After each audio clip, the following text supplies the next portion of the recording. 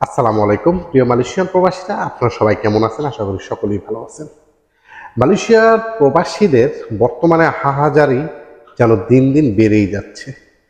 এ নিয়ে মালয়েশিয়া প্রবাসীদের হাজারো প্রশ্ন, হাজারো কৌতূহল। আমাকে হোয়াটসঅ্যাপ গ্রুপ থেকে শুরু করে পার্সোনালি এত পরিমাণে মেসেজ দিচ্ছেন আপনারা, আমি অনেকের ফোন ধরতে পারতেছি না। আমি তো আগেই বলেছি, আমি মালয়েশিয়াতে একজন লেবার ভিসাদারি একজন কর্মী, ওয়ার্কার। আমার আসলে ওরকম কোনো বিজনেস বা ওরকম কোনো কোটটাই শ্যুট করে অফিস নিয়ে বসে থাকার মতো সুযোগ নেই। আমি সারাদিন কাজ করে তারপর সময় পেলে ভিডিও বানাই, আর না হয় সম্ভব না। তো আজকে এই সকল প্রবাসীদের কিছু প্রশ্নের উত্তর দেওয়ার চেষ্টা করব। তো এখানে সবচেয়ে বড় প্রশ্ন হচ্ছে, যারা কন্টিনিউ করে যাচ্ছেন, অনেকের পরিবার পর্যন্ত মেসেজ করতেছেন যে সকল কর্মীরা মালয়েশিয়াতে প্রবেশ করতে পারে নাই, তাদের কি হবে বা তারা কি আদৌ প্রবেশ করতে পারবে কিনা, এরকম কোনো নিউজ বা এরকম কোনো ইনফরমেশন আমাদের কাছে আছে কিনা।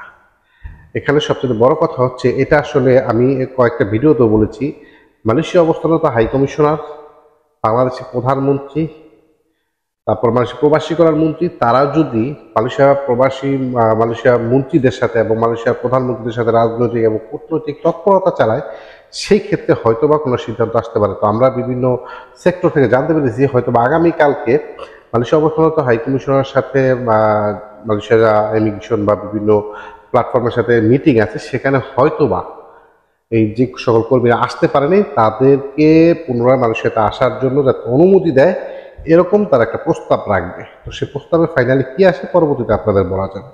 আরও একটি বিষয়, মাইজির ভিসা। মাইজির ভিসা তো দিচ্ছে, কিন্তু আসলে এরকম একটা ব্যাপার, এই মাইজির ভিসার যন্ত্রণায় সাধারণ কর্মীরা কাতর হয়ে গিয়েছে। কিছু কর্মী পাচ্ছে, কেন কিছু কর্মী পাচ্ছে না? ভাই, এটা আপনার কোনো প্রবলেম না। আপনার বস, আপনার নিয়োগকর্তা আপনার সাথে ছলচাতুরি করতেছে। আপনার বসের সাথে কথা বলেন, ইনশাল্লাহ সমাধান হয়ে যাবে। মালয়েশিয়াতে আর্টিকেল 2.0 রিকেলেভিশনতে নাকি যা গতকালকে 3 জুন গিয়েছে। আমরা জানি 3 জুনে কিন্তু সকল পাসপোর্ট ইমিগ্রেশনে সাবমিট করার ডেট ছিল। যারা দিতে পারছে তারা ভিসা পাবে, যারা দিতে পারেনি তাদের ভিসা হবে না। কারণ মালয়েশিয়াতে এই ফরেন ব্যাপার দিয়ে কিন্তু তারা খুব কঠোর, খুবই কঠোর, যার জন্য কিন্তু আসলে আমাদের এই সকল ব্যাপারগুলা সিরিয়াসলি নিতে হবে। আজকে 1 বছর হইল ওই মানে বৈধকরণের ব্যাপারটা, আপনারা কেন এতদিন অপেক্ষায় ছিলেন?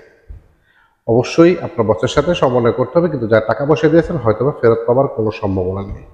ই পাসপোর্ট, এই মুহূর্তে কি মালয়েশিয়াতে ই পাসপোর্ট দিচ্ছেনি বা কেউ পেয়েছে কি না? আপনারা কিভাবে দিবেন? সকলেই বলেন এজেন্ট খুঁজতে লেগে। ভাই, একটা ভালো এজেন্টের নাম্বার দেন। এই যে যারা আমাকে মেসেজ করেছেন যে ভাই ভালো একটা এজেন্টের নাম্বার দেন, আসলে আমি আপনাদেরকে কতবার বলেছি, ভাই আমি কোনো এজেন্টের নাম্বার আমার কাছে নাই, বা আমি পাসপোর্ট বানানোর কোনো কাজই করি না। যারা দেখবেন ভিডিও শেষে নাম্বার দেয় তাদের সাথে অন্তত যোগাযোগ করবেন, কিন্তু আপনি নিজে নিজে কেন যোগাযোগ করেন না? অল্প টাকায় ইজিতে আপনি করে নিয়ে আসতে পারেন, বাট আপনার নিজের একটা এক্সপিরিয়েন্স হলো, আরেকজনকে সেটা বুঝাইলে কিন্তু সেও নিজে নিজে এটা করতে পারবে। আমরা সবাই ঘরে বসে টাকা দিয়ে পাসপোর্ট তৈরি করতে চাই, এটা থেকে বিরত থাকবো। সবাই আমরা পাসপোর্ট যার যার প্রয়োজন নিজ দায়িত্বে চেষ্টা করবো পাসপোর্ট আবেদন করার জন্য। এখন এই যে বিষয়টা, আর্টিকেল 3.0 বৈধকরণ দেবে কিনা, সাদা পাসপোর্ট হলেই বৈধকরণ দিতে পারে, এটা আগেও বলেছি, এখনো বলি, 0.000% নিশ্চয়তা নাই যে বৈধকরণ দেবে।